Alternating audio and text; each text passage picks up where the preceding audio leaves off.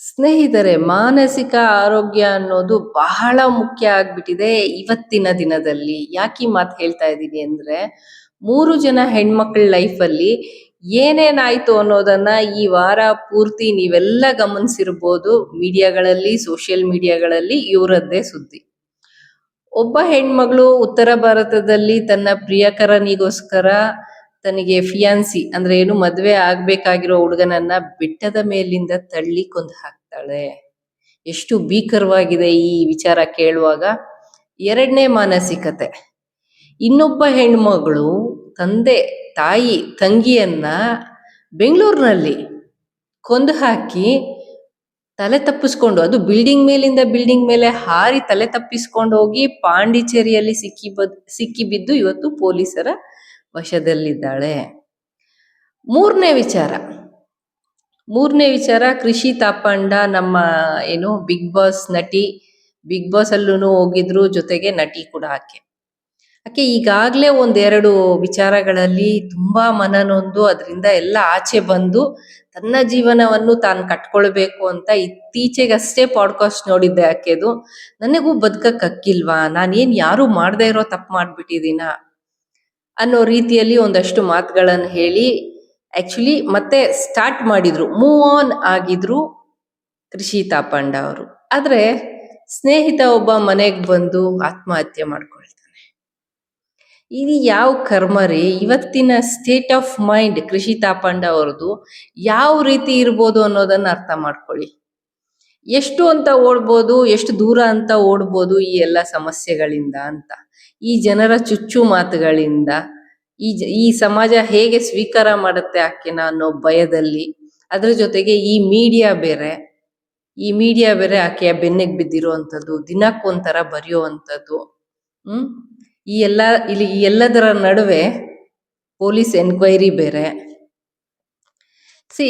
ಇವತ್ತೇನ್ ಬೇಕಾಗಿದೆ ಅಂದ್ರೆ mental health ಅಂದ್ರೆ ಪ್ರತಿಯೊಬ್ಬರಿಗೂ ಒಂದು ಗೈಡೆನ್ಸ್ ಬೇಕಾಗಿದೆ. ಮಾನಸಿಕ ಆರೋಗ್ಯವನ್ನ ಕಾಪಾಡ್ಕೊಳ್ಳಿಲ್ಲ ಅಂತಂದ್ರೆ ಬದುಕೋದೇ ಕಷ್ಟ ಆಗ್ಬಿಡತ್ತೆ. ಇತ್ತೀಚೆಗೆ ನಾನು ಒಂದ್ ಕಡೆ ನೋಡ್ದೆ, ಇನ್ನು ಮುಂದೆ ಏನಿದು ಮಾನಸಿಕ ತಜ್ಞರಿದಾರಲ್ಲ, ಮನೋರೋಗ ತಜ್ಞರು, ಇವರಿಗೆ ಇನ್ನು ಮುಂದೆ ಡಿಮ್ಯಾಂಡ್ ಜಾಸ್ತಿ ಆಗತ್ತಂತೆ. ಯಾವ್ದಕ್ಕೂ ನಿಮ್ ಮಕ್ಕಳನ್ನೆಲ್ಲ ಈ ಎಜುಕೇಶನ್ಗೆ ಸೇರಿಸ್ಬಿಡಿ ಹೇಳ್ತೀನಿ. ಮನೋರೋಗ ತಜ್ಞರನ್ನಾಗಿ ಮಾಡ್ಬಿಡಿ, ಸಿಕ್ಕಾಪಟ್ಟೆ ಡಿಮ್ಯಾಂಡ್ ಇದೆ ಅಂತ. ಯಾಕಂದ್ರೆ ಬದುಕಕ್ಕೆ ಧೈರ್ಯ ಇಲ್ಲ ಸುಮಾರು ಜನಕ್ಕೆ. ಇನ್ನು ಅದ್ರ ಜೊತೆಗೆ ಈ ಕೊಲ್ಲೋ ಧೈರ್ಯ ಬೇರೆ ಮಾಡ್ತಾ ಇದಾರಲ್ಲ. ಈ ತರ ಮಾನಸಿಕತೆಗಳಿಗೆ ಏನ್ ಹೇಳೋಣ ನಾವು? ಒಂದು ಕಡೆಗೆ ಈ ಅತ್ಯಾಚಾರಿಗಳು, ಇನ್ನೊಂದು ಕಡೆಗೆ ಈ ರೀತಿಯಾದ ಕಿಲ್ಲಿಂಗ್ಸು, ಸೆಲ್ಫ್ ಕಿಲ್ಲಿಂಗು, ಈ ಎಲ್ಲವನ್ನು ಮ್ಯಾನೇಜ್ ಮಾಡಬೇಕು ಅಂತಂದ್ರೆ ಮಾನಸಿಕ ಆರೋಗ್ಯ ಕಾಪಾಡಕ್ಕೋಸ್ಕರ ಮನೋರೋಗ ತಜ್ಞರ ಅವಶ್ಯಕತೆ ಇದೆ. ಸರಿ, ಈಗ ಮೇಯ್ನ್ ಆಗಿ ನಾನು ಮಾತಾಡಕ್ ಬಂದಿರೋದೇನಪ್ಪಾ ಅಂದ್ರೆ ಕೃಷಿ ತಾಪಂಡ ಅವರು. ಆಕೆ ಅಲ್ಲಿ ಯಾವುದೇ ಒಂದು ಕೊಲೆ ಮಾಡಿಲ್ಲ, ಕೊಲೆಗೆ ಪ್ರೇರೇಪಣೆ ಮಾಡಿಲ್ಲ, ಏನೂ ಇಲ್ಲ.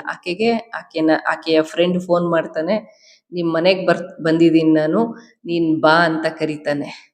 ಮತ್ತೆ ನನಗೆ ಬದುಕೋಕೆ ಆಸಕ್ತಿ ಹೊರಟೋಗಿದೆ ಅಂತ ಹೇಳಿದಾಗ ಕೃಷಿಯವರು ಅವ್ರಿಗೆ ಹೇಳೋದಿಷ್ಟೇ, ಸುಬ್ರಹ್ಮಣ್ಯ ದೇವಸ್ಥಾನಕ್ಕೆ ಹೋಗ್ಬಿಟ್ಟು ಬರೋಣ, ಎಲ್ಲ ಸರಿ ಹೋಗುತ್ತೆ ಅಂತ. ಆತನಿಗೆ ತನ್ನ ಹೆಂಡತಿ ಒಟ್ಟಿಗೂ ಅಷ್ಟು ಸಂಬಂಧ ಚೆನ್ನಾಗಿರಲ್ಲ.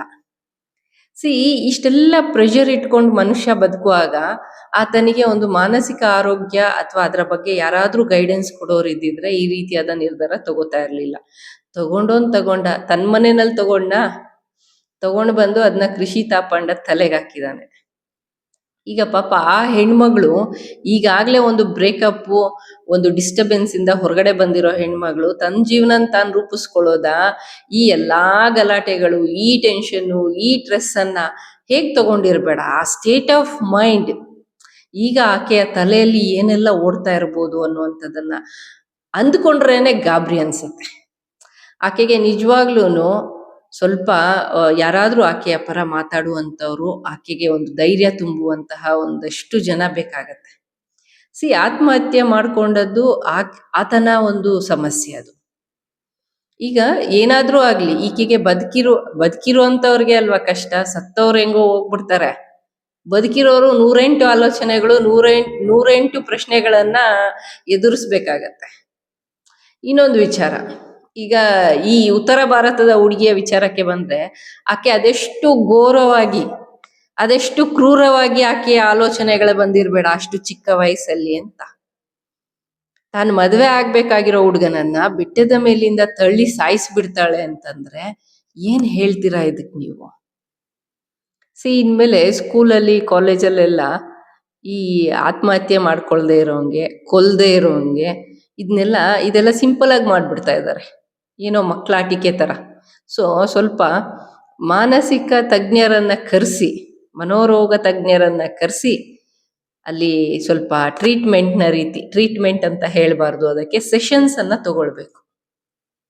ಆ ಸೆಷನ್ಸ್ ಅನ್ನ ತಗೊಂಡಾಗ ಮಾತ್ರ ಈ ಎಲ್ಲಾ ಒಂದು ಸಮಸ್ಯೆಗಳಿಗೆ ಪರಿಹಾರ ಸಿಗ್ಬೋದು. ಅದಕ್ಕಿಂತ ಘೋರ ಭೀಕರ ಅಂದ್ರೆ ಎತ್ತ ತಾಯಿಯನ್ನ ಕೊಂದಂತ ಆಕೆ, ತಂದೆಯನ್ನ ಕೊಂದಂತ ಆಕೆ ತಂಗಿಯನ್ನು ಕೂಡ ಕೊಲ್ತಾಳೆ. ತಾಯಿಯನ್ನ ತಾನೇ ಚುಚ್ಚಿ ಕೊಂದಿರೋದಾಗಿ ಒಪ್ಕೊಂಡಿದ್ದಾಳೆ. ಅದನ್ನ ಕೇಳಿಸ್ಕೊಳ್ಳುವಾಗ್ಲೇ ಭಯ ಅನ್ಸುತ್ತೆ. ಆಕೆಯ ಫೋಟೋ ಟಿವಿ ಸ್ಕ್ರೀನ್ ಮೇಲೆ ಬರ್ತಾ ಇರುವಾಗ ಅದೆಷ್ಟು ಮುಗ್ಧವಾಗಿದ್ದಾಳೆ, ಅದೆಷ್ಟು ಚಂದ ಇದ್ದಾಳೆ ಆ ಹುಡುಗಿ ಅಂತ ಅನ್ನಿಸ್ತು. ಆದ್ರೆ ಅದೇಗೆ ತಾಯಿಯನ್ನ ಕೊಂದ್ಬಿಟ್ಲು. ಅಲ್ಲ, ನಮ್ಗೆ ನಾರ್ಮಲ್ ಆಗಿ ನಮ್ಮ ಮಕ್ಳಿಗೆ ಇರ್ಬೋದು, ನಮ್ಮ ತಂದೆ ತಾಯಿಗೆ ಇರ್ಬೋದು, ಒಂದ್ ಸಣ್ಣ ಹುಷಾರಿಲ್ಲ ಅಂತಂದ್ರೇನೆ ಸರಿಯಾಗಿ ನಿದ್ದೆ ಬರಲ್ಲ. ಏನಪ್ಪಾ ಇದು, ಹುಷಾರಿಲ್ವಲ್ಲ, ಸರಿ ಹೋದ್ರೆ ಸಾಕು ಅಂತ ದೇವ್ರಿಗೆಲ್ಲ ಬೇಡ್ಕೊತಾ ಇರ್ತೀವಿ ನಾವು. ಸ್ವಲ್ಪ ಹುಷಾರಿಲ್ಲ ಅಂದ್ರೇನೆ ತಂದೆ ತಾಯಿಗೆ ಅಷ್ಟು ನೋವಾಗತ್ತೆ. ಅಂಥದ್ರಲ್ಲಿ ಎತ್ತ ತಾಯಿಯನ್ನ ಚುಚ್ಚಿ ನಾನೇ ಕೊಂದುಬಿಟ್ಟೆ ಅಂತ ಹೇಳ್ತಾಳೆ ಅಂದ್ರೆ ಮಾನಸಿಕ ಆರೋಗ್ಯ ಖಂಡಿತ ಚೆನ್ನಾಗಿರಲ್ಲ ಕಣ್ರಿ. ಮತ್ತೆ ಆಕೆಗೆ ರಿಸೀವ್ ಮಾಡ್ಕೊಳ್ಳೋ ಒಂದು ಶಕ್ತಿ ಇರ್ಲಿಲ್ಲ ಅನ್ಸುತ್ತೆ. ಬರೀ ಆಕೆನೇ ನಾನು ಹೇಳೋದಲ್ಲ, ತಂದೆ ತಾಯಿಗೂ ಅಷ್ಟೇ ಅಷ್ಟು ಕಟ್ನಿಟ್ ಮಾಡಿರೋ ಅಂಥದ್ದು. ನೀನ್ ಇದೇ ತರ ಬದುಕಬೇಕು, ನೀನ್ ಇದೇ ಬಟ್ಟೆ ಹಾಕೊಳ್ಬೇಕು, ಕೂತ್ಕೊಂಡ್ರೆ ತಪ್ಪು, ನಿಂತ್ಕೊಂಡ್ರೆ ತಪ್ಪು, ಇಷ್ಟು ಸ್ಟ್ರಿಕ್ಟ್ ಮಾಡಿ ಆಕೆಯ ಮಾನಸಿಕ ಆರೋಗ್ಯವನ್ನು ಇವರು ಹಾಳು ಮಾಡಿದ್ದಾರೆ. ಇವ್ರದ್ದು ತಪ್ಪು ಅನ್ನೋದಕ್ಕಿಂತ ಇವ್ರಿಗೂ ಗೈಡೆನ್ಸ್ ಇಲ್ಲ. ಪೇರೆಂಟ್ಸ್ಗೂ ಸ್ವಲ್ಪ ಗೈಡೆನ್ಸ್ ಬೇಕಾಗತ್ತೆ. ಯಾವ ವಯಸ್ಸಿನ ಮಕ್ಕಳನ್ನ ಹೇಗೆ ನಾವು ಮಾತಾಡಿಸ್ಬೇಕು, ಹೇಗೆ ನಡ್ಸ್ಕೊಳ್ಬೇಕು ಅನ್ನೋದು ಗೊತ್ತಿರಬೇಕು.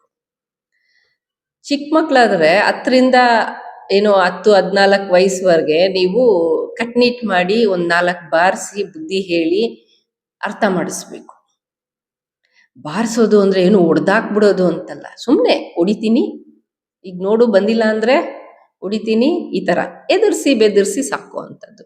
14ರ ನಂತರ ನೀವು ಅವ್ರು ಹೇಳೋದನ್ನ ತಡ್ಕೋಬೇಕು. ಅವ್ರು ಫೈಟ್ ಮಾಡ್ತಾರೆ ನಿಮ್ ಜೊತೆಗೆ, ಅರ್ಥ ಮಾಡ್ಕೊಳ್ಬೇಕು. ಆ ನಂತರ 18ರ ನಂತರ ಅವ್ರನ್ನ ಸ್ವಲ್ಪ ಫ್ರೀಯಾಗಿ ಬಿಡ್ಬೇಕು. ಬರೀ ಅಬ್ಸರ್ವೇಷನ್ ಅಷ್ಟೇ. 21ರವರೆಗೆ ಒಂದು ಅಬ್ಸರ್ವೇಷನ್, ಏನೇನ್ ಮಾಡ್ತಾ ಇದ್ದಾರೆ ಅಂತ. ಕಿರುಕುಳ ಕೊಟ್ಟಾಗೆ, ಮಾನಸಿಕ ಹಿಂಸೆ ಕೊಟ್ಟಾಗೆ ಇರಬಾರ್ದು ಮಕ್ಕಳಿಗೆ.